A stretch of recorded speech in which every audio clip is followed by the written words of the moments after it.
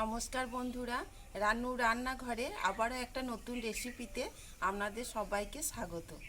বন্ধুরা, আজকে আমি বানাবো কাঁচা আমের আমসত্ত্ব। তো আমি কিভাবে বানাচ্ছি আপনারা দেখতে থাকুন, আমার সাথে থাকুন।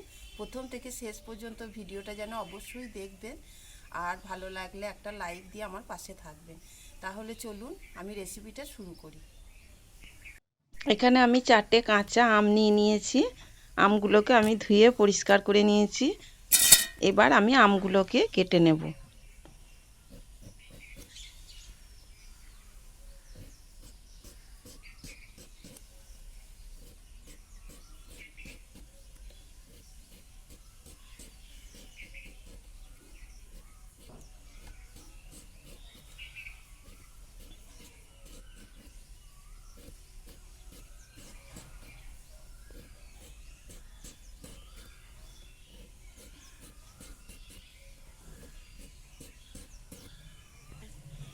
আমের খোসাটা ছাড়িয়ে নিয়েছি।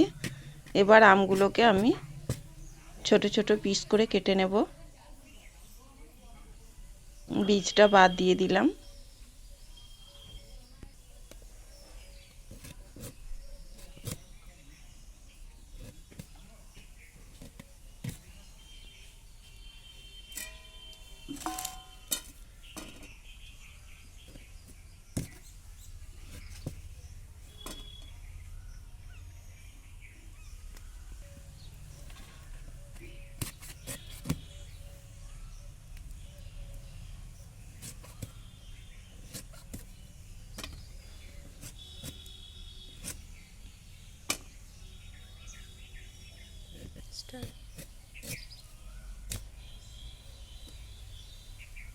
সব আমগুলোই আমি একইভাবে ছোট ছোট করে কেটে নেব।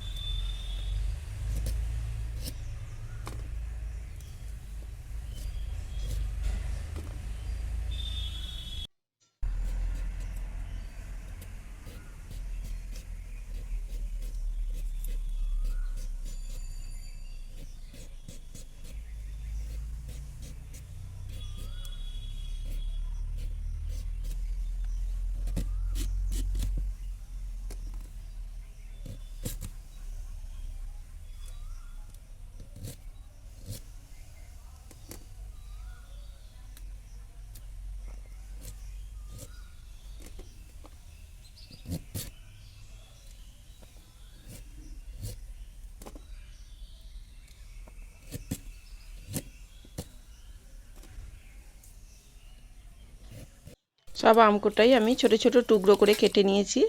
এবার আমগুলোকে পরিষ্কার করে ধুয়ে নেব।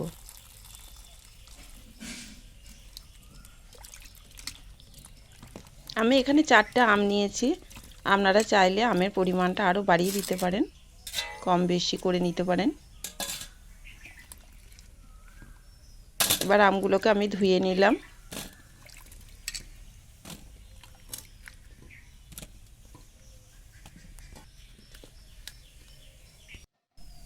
আমি উনুন জ্বেলে একটা কড়াই বসিয়ে দিলাম।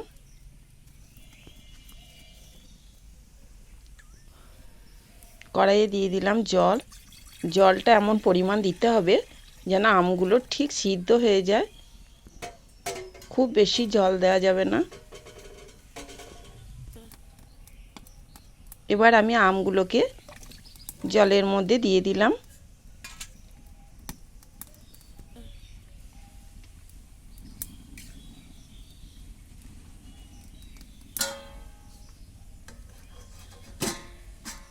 দিয়ে একটা ঢাকনা দিয়ে আমি আমগুলোকে সিদ্ধ করে নেব।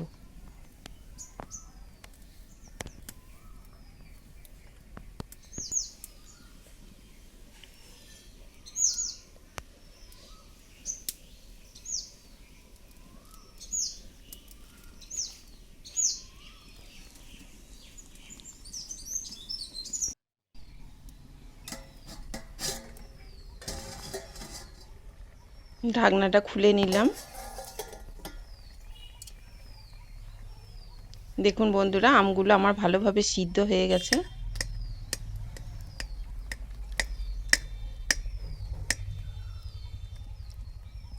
একটু হাতায় করে আমগুলোকে একটু গেলে দেব।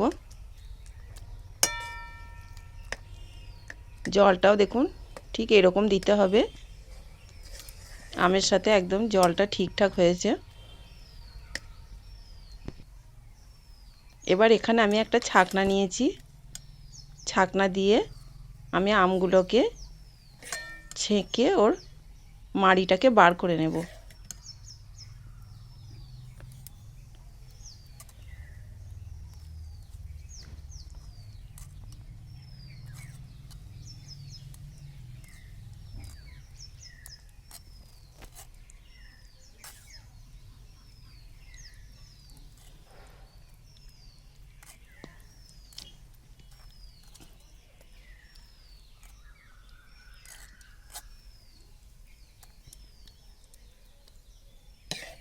মাড়িটা তলায় পড়ে যাবে, বীজগুলো বা যদি খোসা থেকে থাকে সেগুলো ছাঁকনির মধ্যেই রয়ে যাবে।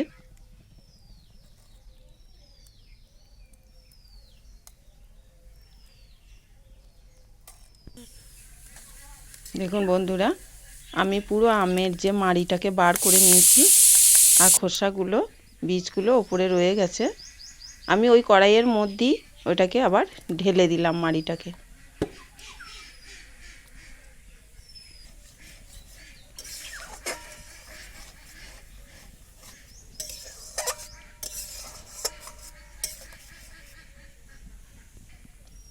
এবার আমি পরিমাণ মতো চিনি দিলাম। আমটা দেখতে হবে টক না মিষ্টি, সেই অনুপাতে চিনি দিয়ে দিতে হবে।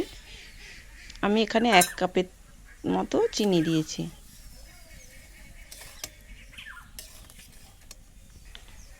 দিয়ে দিলাম স্বাদ মতো লবণ, গোলমরিচের গুঁড়ো আর দিলাম চিলি ফ্লেক্স। একটু টক টক ঝাল ঝাল মিষ্টি মিষ্টি সব রকমই হবে, খেতে ভালো লাগবে।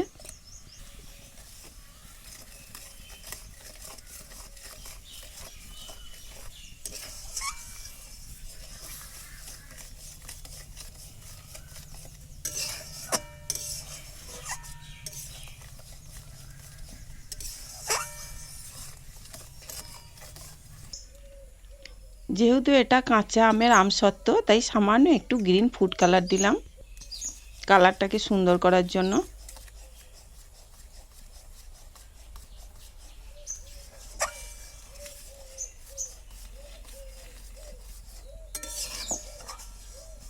ভালো করে এটাকে সমানে নাড়াচাড়া করে এটাকে জাল দিয়ে নিতে হবে।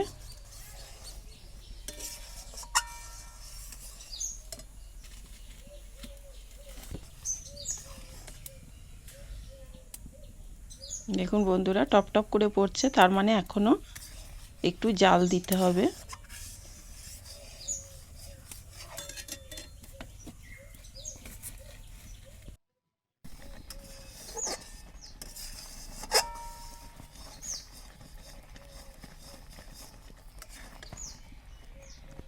এই দেখুন বন্ধুরা, আস্তে আস্তে থেমে থেমে পড়ছে।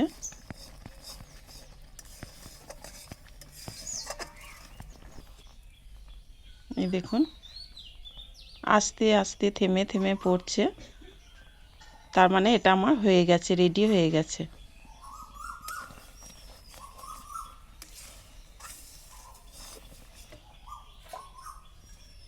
আরও ভালো করে আপনাদের বোঝানোর জন্য একটা থালা নিয়েছি, ওখান থেকে একটু নিয়ে আমি এই থালার মধ্যে দিয়ে দেব।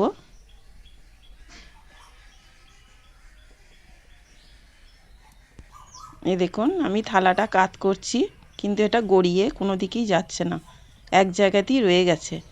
এই রকম করে বুঝতে হবে যে হ্যাঁ আমার এটা ঠিকঠাক হয়ে গেছে। আমার হয়ে গেছে, এটা আমি নামিয়ে নিলাম।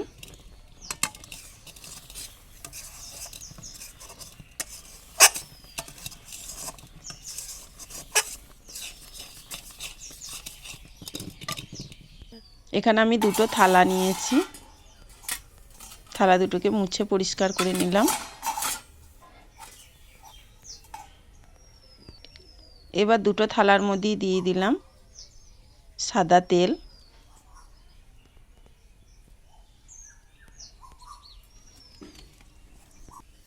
এবার আমি তেলটাকে ভালো করে ব্রাশ করে দিলাম, দুটো থালার মধ্যেই ব্রাশ করে দেব।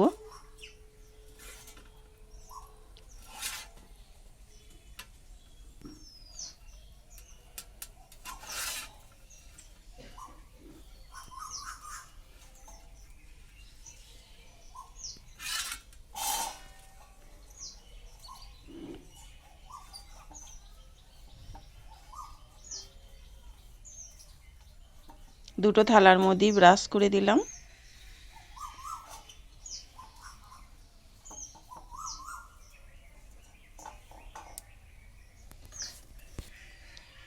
এবার ওই আমের মিশ্রণটাকে আমি দুটো থালার মধ্যে হাফ হাফ করে দিয়ে দেব।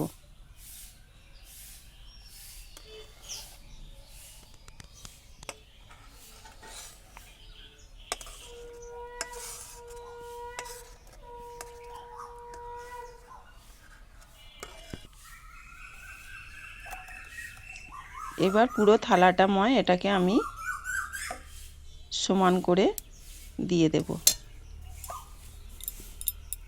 এইভাবে কাত করে করে দিলেও হবে।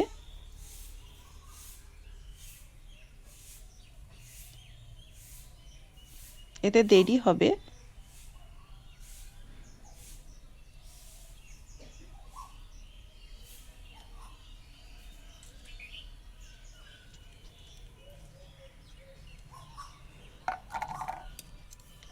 তাই আমি খুন্তি করে এটাকে সমান করে দেব। থালাটা পুরো থালাটা ভর্তি করে খুন্তি করে এইভাবে টেনে টেনে আমি সমান করে দেব।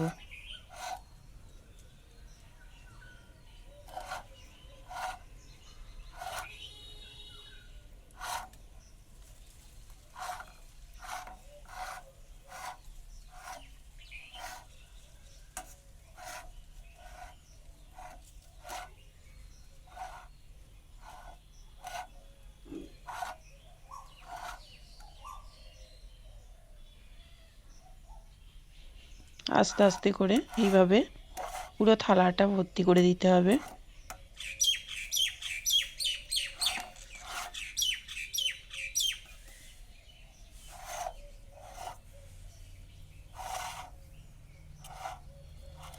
দুটো থালাতেই আমি একইভাবে এরকমভাবে করে দেব।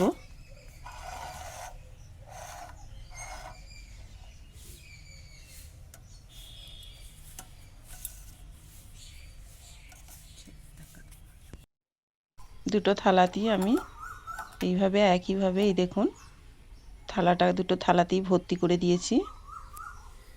এবার এগুলোকে ভালো করে আমি রোদে শুকিয়ে নেব।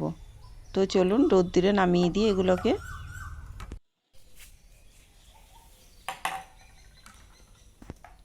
আমি রোদ্দুরের মধ্যে নামিয়ে দিলাম। আমি একদিন পুরো রোদ্দুরে এটাকে রেখে দেব, তারপর আপনাদের দেখাবো। এই দেখুন বন্ধুরা,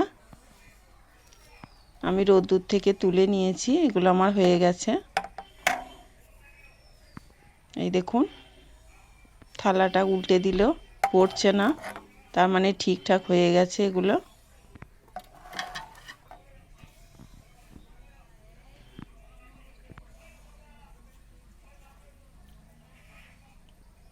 এবার আপনাদের তুলে দেখাচ্ছি।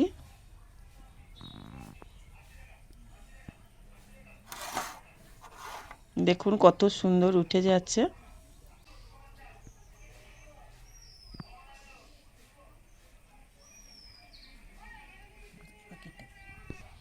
এই দেখুন কত সুন্দর হয়েছে, দেখুন কত ফাইন হয়েছে আর কত সুন্দর হয়েছে। এবার এগুলোকে আমি পিস পিস করে কেটে নেব।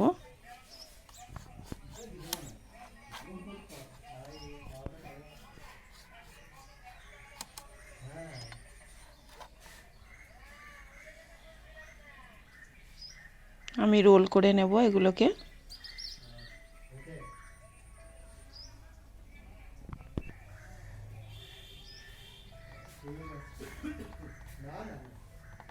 এই দেখুন বন্ধুরা কত সুন্দর হয়েছে, দেখুন।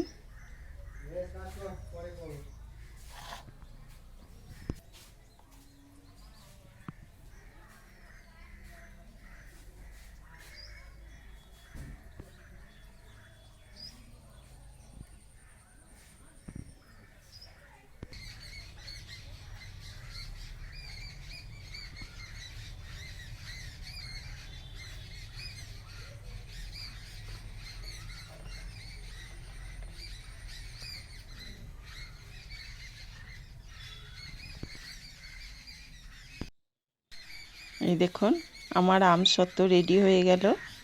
আপনারা এইভাবে একবার বাড়িতে বানিয়ে খেয়ে দেখবেন। টক টক মিষ্টি মিষ্টি ঝাল ঝাল দারুণ লাগে খেতে। কত সুন্দর হয়েছে দেখুন। এইভাবে আপনারাও বাড়িতে বানিয়ে নিন আর বছর ধরে রেখে দিন, সারা বছর সংরক্ষণ করে রাখুন, যখন খুশি খেতে পারবেন। তাহলে আজকের মতো রাখলাম, আবার পরের ভিডিওতে দেখা হবে। নমস্কার।